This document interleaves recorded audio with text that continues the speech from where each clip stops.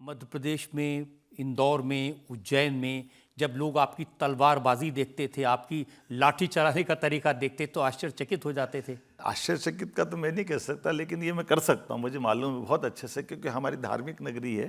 तो तलवारबाजी में मुझे मज़ा आता, तो दोनों हाथ से तलवार चला लेते हैं या जो भी करना। तो उसमें ये हमारे अंगों को खोलने के तरीके भी हैं। हमारी परमात्मा की दया से इस बॉडी में वो सब कुछ है जो हमको परमात्मा ने दिया, हम उसका उपयोग करते जाएं। तो सेल्फ डिफेंस की दृष्टि से भी, आत्मविश्वास की दृष्टि से भी, और हमारे यहाँ तो 64 कला 14 विद्या भगवान कृष्ण ने तो आपने कलाएं तो बहुत है। आपके मित्र बताते हैं कि शिप्रा नदी तैर के पार कर देते थे। हाँ, तो भगवान की दया से स्विमिंग का आनंद है तो उसी में आएगा ना। जब बाढ़ आ रही है और नदी में कूदो, इधर से उधर जाओ, तो अपना को कॉन्फिडेंस भी आता है, और कभी कोई घटना हो जाए तो डूबने वाले को भी बचा सकते हैं। इसमें तो अच्छी बात है ना, ये तो करना ही चाहिए हमारे लिए सब। आपके बचपन एक मित्र ने बताया कि जब सिनेमा देखने जाते थे आपको बिल्कुल अच्छा नहीं लगता था कि लाइन में खड़े होकर टिकट लें, दबंगते सीधा मैनेजर से जाके गला पकड़ के टिकट लेते थे। ये तो गलत है। ये उल्टा है। मैं हमेशा कॉलेज जीवन में स्टूडेंट लीडरशिप से प्रेसिडेंट बना, यूनिवर्सिटी प्रेसिडेंट बना। तो आमतौर पर हमारे समय में हम थोड़ा पिक्चरों को अवॉइड करते थे, क्योंकि उस कॉलेज के दौर में झगड़े बहुत होते थे, और झगड़े में टाकीज में पिक्चर पूरे समय देखना ये भी एक चुनौती होती है, क्योंकि उसमें कई बार हमारे कई सारे लोगों के साथ घटनाएं हुई है। पर ये बात जैसे कि अच्छी पिक्चर आई तो देखना चाहिए। तो मेरे सब मैनेजर दोस्त ही रहते, गला पकड़ के नहीं, वो प्रेम से बिठा के दिखाते थे। आप नौकरी नहीं करना चाहते थे, ये खुददारी थी और इसलिए आपके फादर ने दुकान खुलवा दी। मेरे आपसे सहमत हूँ। मेरे को लगता करीब करीब ये पूरे देश में ही हमारा कल्चर है। आज आप कभी कल्पना करो कि अकेले मध्य प्रदेश में नौकरी अगर देखा जाए तो 9 करोड़ के राज्य में 10 लाख नौकरी है। हमारे देश के अंदर भी सब प्रकार की फोर्स की सर्विस देख लो तो 40 लाख, 145 करोड़ का देश है। तो हमको आत्मनिर्भर होना ही चाहिए। अपनी खेती करो, पशुपालन करो, व्यापार करो, व्यवसाय करो, कई लोगों को काम दो। मेरे पिताजी ने भी, हम जैसे मैंने 11th पास की थी, उसके बाद तुरंत मुझे उन्होंने एक रेस्टोरेंट की होटल खुलवा दी। हमारे तीनों भाई थे, तो एक एक करके जैसे उनको लगता था कि अब तुम पढ़ो मत, लेकिन अपनी दुकान चला करके अपनी व्यवस्था आत्मनिर्भर बन जाओ। मैं उस आनंद के साथ सुबह से मैंने तो ये पकौड़े बनाना किससे सीखा आपने?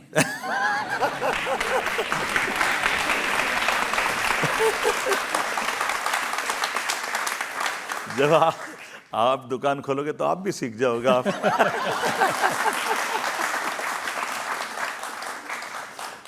जब आप रेस्टोरेंट चलाते हो तो आपको मालूम है कि सुबह से अगर अपने को दुकान चलाना है, और कई बार उस्ताद बनाने वाला नहीं आया तो हमको आएगा तो दुकान चलेगी, नहीं तो दुकान तो बंद ही हो जाएगी। तो इसलिए सारी चीज़ों में एक दक्षता भी आती है। लेकिन समय के साथ, जैसे मैंने फर्स्ट ईयर में रेस्टोरेंट चलाई, जब मुझे लगा कि मैं चुनाव भी लड़ रहा हूँ, मुझे दिक्कत है, तो पिताजी ने कहा कि तुम्हारे लिए, मैंने कहा मैं सुबह से दुकान शाम तक चलाऊँगा, तो मैं कॉलेज कब जाऊँगा, मैं चुनाव लड़ रहा हूँ, तो वहाँ कब टाइम है। तो उन्होंने कहा बेटा पढ़ना तो पड़ेगा, लेकिन ये भी तय है कि दुकान भी चलाना, तुम्हारे दुकान का स्वरूप बदल देता हूँ। तो उन्होंने कहा तुम खाने की होटल खोल लो। खाने की होटल का फ़ायदा ये है कि 11 बजे से 3 बजे तक, शाम को 7 बजे से 10 बजे तक चलेगी, लेकिन दुकान जरूर चला। फिर मैंने BSc कर ली। फिर मैंने कहा मुझे अब थोड़ा सा और समय लग रहा, क्योंकि मैं विद्यार्थी परिषद में ऑल इंडिया स्तर पे और स्टेट लेवल पे काम कर रहा हूँ। तो उन्होंने कहा आप कुछ और भी काम करो, लेकिन अपना व्यवसाय मत छोड़ना। और मुझे गर्व है कि पिताजी की वो सीख मुझे आज तक काम आई। हर स्थान पर मैं किसी भी जगह पे रहा हूँ, चाहे शिक्षा मंत्री बनाओ, विधायक बनाओ, टूरिज्म चेयरमैन रहा, UDA चेयरमैन रहा, मैं अपना व्यवसाय अपने परिवार का वो स्वच्छता के साथ गैर सरकारी आधार पर सदैव कराता रहा हूँ। ये मुझे इस बात का आनंद है। आपका ये यूथ का करियर देखता हूँ ना, तो आप सब कुछ करते थे, इसलिए घूम फिर के राजनीति पर आ जाते थे। करनी लीडरी है। तो ये सच है कि आपने अपनी बहन से राजनीति के गुर सीखे? ये बात सही है कि मेरे घर के अंदर मेरे से दीदी पहले, वो हालांकि ससुराल के बाद अपने घर से चुनाव लड़ी, वो 6 चुनाव लड़ चुकी नगर निगम के, तो मैं उनके बाद ही लड़ा हूँ, ये बात सही है, जो सार्वजनिक क्षेत्र के। लेकिन दीदी की विशेषता थी कि उनको किसी वार्ड से लड़ा दो, किसी भी सीट से लड़ा दो, वो हर जगह चुनाव जीत के आती। मुझे उनका एक गुण बहुत पसंद था, तो मुझे लगता है ऐसा होना चाहिए कि जहाँ भी लड़ाओ चुनाव जीत के आओ।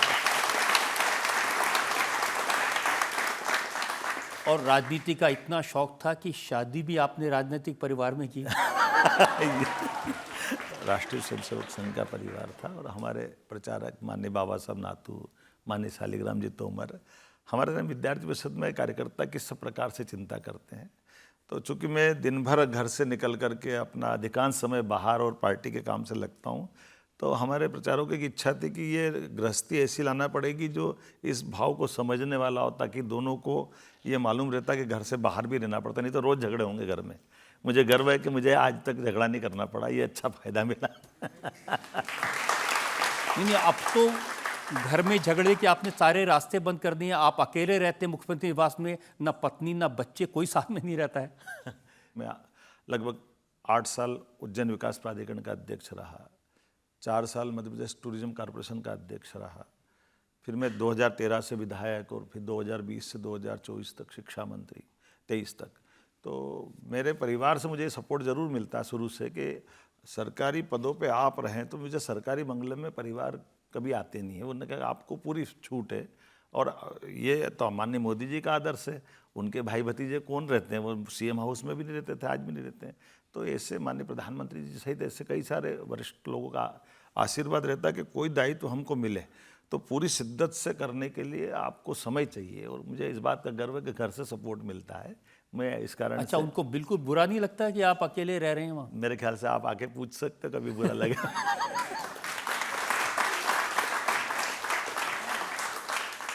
मैंने आपकी डिग्रियां देखी हैं, जी। लॉ की भी, बीए की भी, आपने डॉक्टरेट भी की।